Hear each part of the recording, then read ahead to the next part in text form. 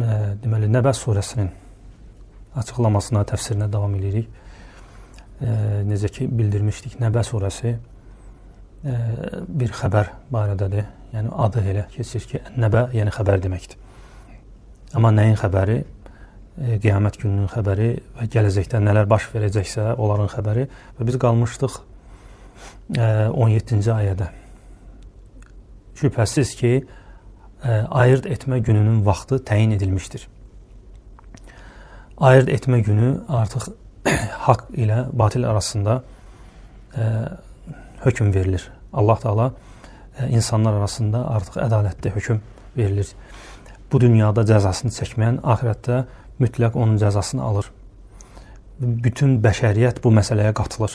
Yəni, bu məsələdən heç kəs kənarda qala bilmir. Ona görə həmən ayırt etmə günü Allah tərəfindən verilmiş ən böyük xəbərlərdəndir. Necə ki, surənin adı da xəbərdir, Ən-Nəbə. Əslində, bu çox böyük bir xəbərdir.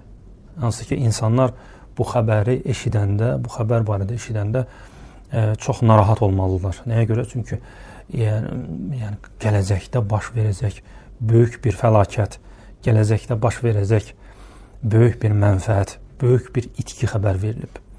Bu da insanlığın daim axtardığı bir şeydir.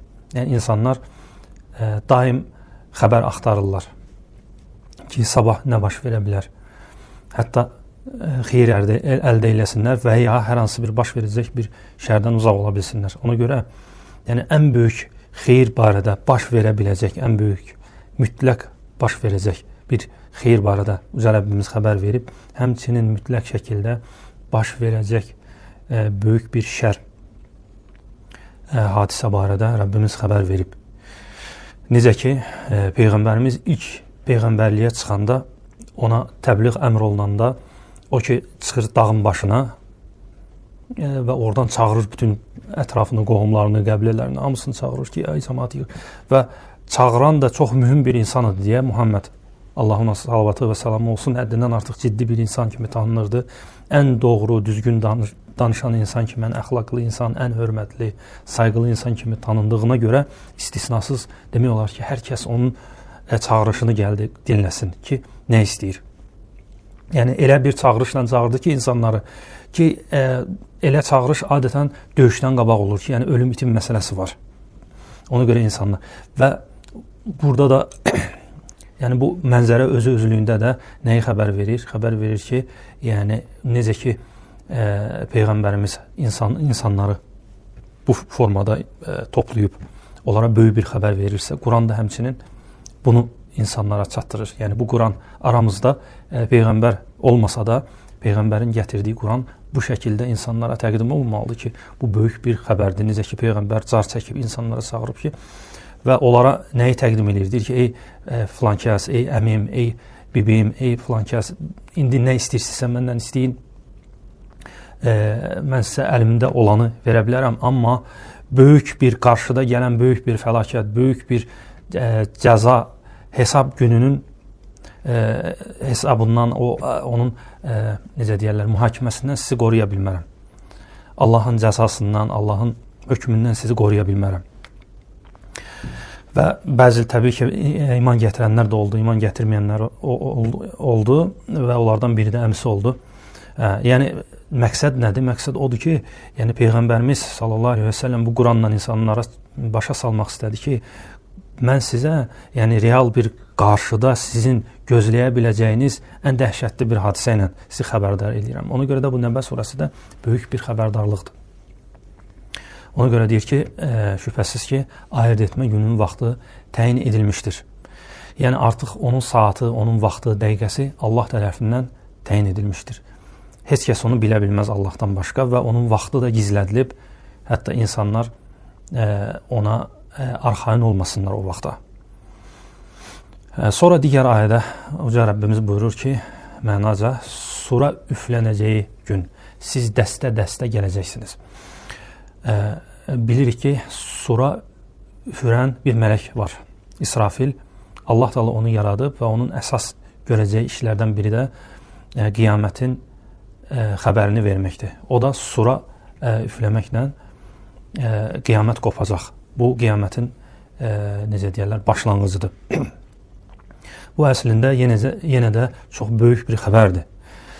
Elə bir xəbər ki, yəni bu baş verəndə nələr baş verir? Birincisi, onu görən insanlar, o vaxtı yaşayan insanlar o dəhşəti, o qorxunu, elə bir qorxu keçirəcəklər ki, yəni insanlıq elə bir qorxu görməyib.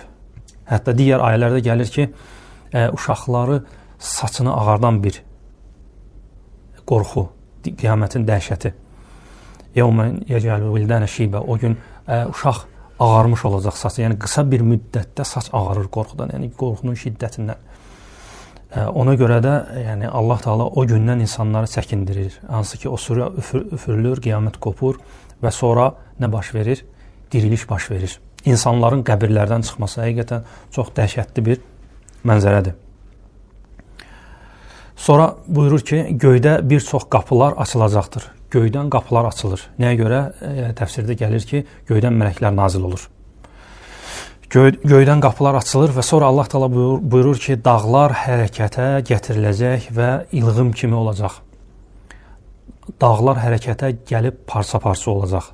Qiyamət qopanda artıq yer üzərində nə hündür bir şey varsa, hamısı darmadağın olacaq. Bütün dağlar, bütün evlər, hər bir şey.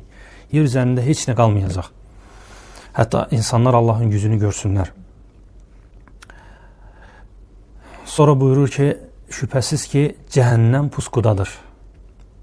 Şübhəsiz ki, cəhənnəm pusqudadır. Yəni, cəhənnəm insanları gözləyir. Bu da bir qorxutmadır. Yəni, Allah tərəfindən bir təhdiddir. İnsanlar qorxsunlar. İstər iman gətirənlər, istər qeyri-iman gətirənlər, bu hamıya aiddir. Cəhənnəm pusqudadır.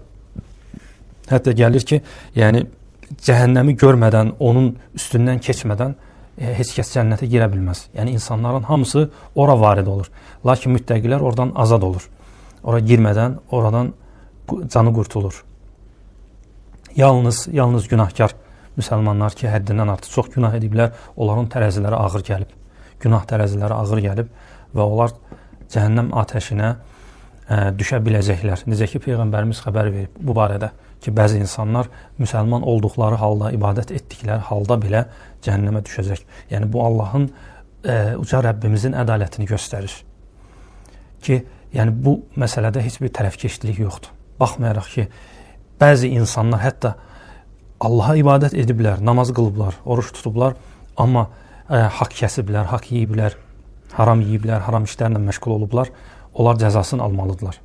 Yəni, bu Allah Taala'nın böyük bir ədalətini göstərir ki, yəni Allah Taala ədalət məsələsində nə mömin, nə qeyri-mömin, iman gətirməyən kafir, onlar arasında ədalət məsələsində heç kəsin tərəfinə keçmir. Ədalət bərqərar olur.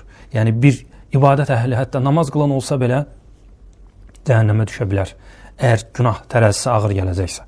Bu göstərir ki, heç kəs əmin ola bilməz. Ona görə Allah Taala buyurur ki, şübhəsiz ki, cəhənnəm pusqudadır. Yəni, pusqudadır hər kəs üçün. Və hətta uca Rəbbimizin böyük bir ədalətindəndir ki, fikir verin, hətta bu qeyri-müsəlmanlar da belə şeyi eşitmələri daha yaxşı olardı ki, görsünlər ki, hədisdə buyurulur ki, uca Rəbbimiz hər bir insan üçün, yer üzərində olan hər bir insan üçün cənnətdə və cəhənnəmdə yer ayırır. Hər kəsin cəhənnəmdə də yeri var, cənnətdə də yeri var. Özünə məxsus, şəxsən, öz adına. Necə ki, kiminsə, hər hansı bir insanın öz adına evi olur, mənzili olur. Eləcə də cənnətdə və ya cəhənnəmdə hər kəsin mənzili yeri var. Əgər bir hansına layiq olacaqsa, ona da gedəcək. Yəni, bu Allah Taala'nın böyük bir ədalətini göstərir. Hətta o şəxslər ki, cənnəti qazanmayacaqlar, onların yenə cənnətdə Allah Taala yerin hazırlayıb. Bu Allah Taala'nın böyük bir, uca bir ədalətini göstərir ki, hətta qeyri-müsəlmanlar üçün Allah Taala hər kəs üçün cənnətdə yer ayırıb. Amma qalıb ki, onlar onu seçəcəklər yoxsa yox. Seçim bizim üzərimizdə qalır artıq. Biz seçirik onu yoxsa yox. Allah Taala əzəli elmində bilir artıq kim nəyi seçəcək.